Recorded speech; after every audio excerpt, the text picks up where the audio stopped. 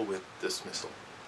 First, we look at dismissal with cause, and then we'll look at dismissal without cause.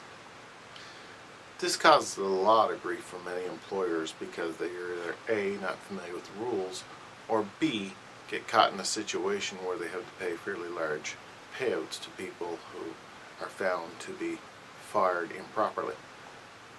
So, we're going to take a look at some of the reasonings behind dismissal and some of the ways that dismissal can be done in such to protect the interests of both parties. From a contractual perspective, when you sign an employment agreement, that contract will specify normally how long the job will last, either a defined period of time or an indefinite period of time. If we look at a defined period of time, say for example 6 months, there is no need of the employer to do anything to indicate to the employee that they will be finished after 6 months, because that is written into the contract. Problems arise if the contract has to be terminated more quickly. In that case, the onus is on the employer to make the employee aware. But again, with such short terms, really a very short notice is appropriate. And in less than 3 months, no notice at all is required. But during the 3 to 6 months span, usually a reasonable amount of time should be given. About a week is a reasonable amount of time. Now, what happens if the employer has a person under contract for greater than 12 months? Well, in the world of greater than 12 months, that's a full-time employee. And the law will say that the employer must give due notice for 12 months, as the employee is responsible for giving due notice as well. So the way it works is for employment between 3 months and up to 2 years, 1 week's notice is required. After 2 years, but less than 5 years, 2 weeks' notice is required. After 5 years, but less than 10 years, 3 weeks' notice is required. And as we move beyond the period of 10 years, 10 to 15, 4 weeks' notice. And after 15 years, 6 weeks' notice is required, mutually required, that is. So, fixed-term contracts really need to be less than 12 months in order to really get under the wire, and usually if it's employment for less than 3 months, then no notice is required. That more or less equates to a probationary period. Sometimes employers have good reason to rid themselves of employees, and probably sometimes employees have good reason to rid themselves of employers. This section is called Dismissal with Cause, and it is Chapter 14 material. What we're talking about with dismissal with cause is that the employer, normally it's from the employer's point of view, the employer has seen fit for some reason or another to get rid of the employee because the fundamental actions of the employee has fundamentally broken the employment contract and such that it can't really be fixed. Now, what does that really mean?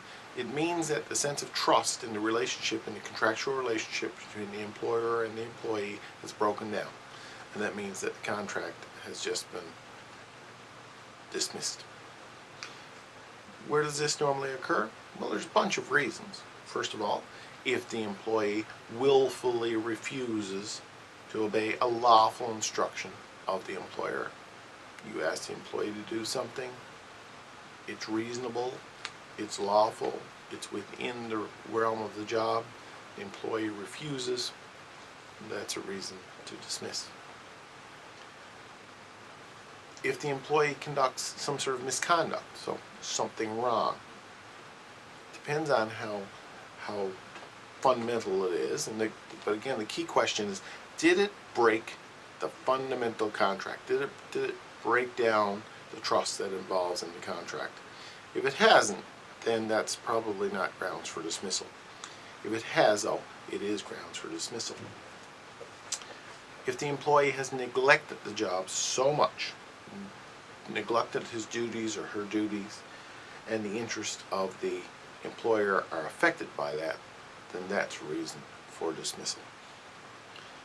if there's a breach in a material, and it has to be a material condition of the employment contract, so something significant, then that's a reason to dismiss.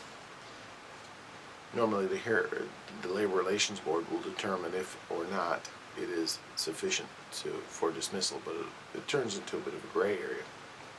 An employer can rid themselves of an employee if they pay them the amount of notice period that the employee is owed.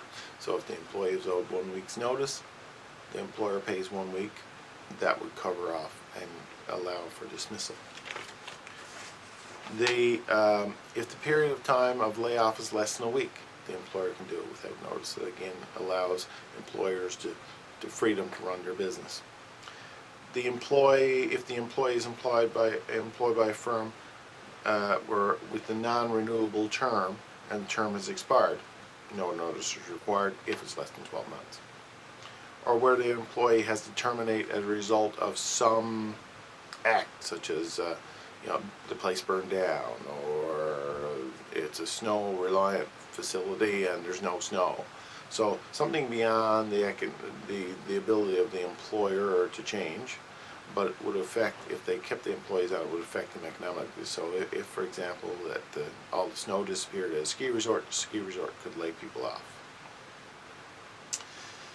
Now, the thing is, if the person goes, if the employer gets rid of the person, there are some rules regarding that too. The employer has to pay the salaries, all the wages owing, all the vacation pay, and all the pay in lieu. All has to be done within 1 week of the termination. Termination with cause is a real challenge for most employers to prove that they have significant cause in order to let that employee go. There's been lots of court cases on this, and the onus is on the employer to prove that they had the right to get rid of this person. So again, if you're going to do this, you need to make sure that you're well within your rights and be prepared for a bit of a fight if you run into some trouble with it. Normally too, what we want to be able to prove is that progressive discipline was used if we're getting rid of a person because of discipline issues. We want to show that we have a pattern here of behavior that shows that the employee has not done something and was told about it, has not done something and was written about it, has not done something and was let go or told to stay home for a couple of days, and then finally, the pattern of activity continues or inactivity continues. That gives the employer free rein to get rid of the employee. As long as that's documented and proven, the employer should be pretty good. Now, one of the other problems come into, a lot of employers run into problems if they get rid of employees who have some sort of a problem by drugs and alcohol. Considering that drugs and alcohol are considered as part of a legitimate mental health reason, you've got to be very careful on doing that sort of thing. The employer has to attempt to accommodate the employee, and if they can't accommodate them, then they got to be prepared for some of the consequences of a potential wrongful dismissal charge. Next, in Chapter 15, we talk about dismissal without cause. So we want to get rid of someone who don't specifically have a cause. Well, employers can do that, but they have to be prepared to pay to do it. So, again, similar into the case with cause, an employer has to be able to pay the payment in lieu of notice. So there has to be some payment there. And employers got to be careful not to suggest that there was a reason the person was fired if there wasn't. So you don't have to give a reason why you're getting rid of the person, and probably the best thing to do is don't give a reason, because you have to ensure that what you say you can back up. So those are important sorts of things that employers need to know. The other issues that we're looking at here is the concept of constructive dismissal. Constructive dismissal is a form of dismissal with cause. Let's say, for example, you're working for me, and instead of your hometown being the place that you work, I moved it to 1,000 miles away. Now, you know and I know that you can't communicate. You know and I know that you can't commute 1,000 miles per day. So effectively, any change I make in the job has made it impossible for you to do the job. I have constructively dismissed you. And that happens quite a bit, where an employer changes the game so much that an employee could argue that this was a constructive dismissal. And employers got to be very careful on that. For example, a claim of constructive dismissal may occur when the employer, without consent of the employee, significantly reduces the employee's salary, the employee's benefits, the employee's work location changes, the hours of work changes, the authority and responsibility changes. These sorts of things can effectively amount to a constructive dismissal, and employers have been prepared for the consequences of being accused of constructively dismissing someone and may have to pay for that in terms of compensation. In the case of wrongful dismissal, which is another form of dismissal without cause, what you're doing is you're firing someone inadvertently for the wrong reasons. So it's a legal claim that the employee makes against the employer once they've been fired. Now, if the claim is justified, the courts will look at the contract of employment, whether it's in writing or not, and apply common law to it. And they want to know, they're going to look for what was reasonable in terms of notice. Did you provide that notice? If you didn't, the court will impose that notice on you.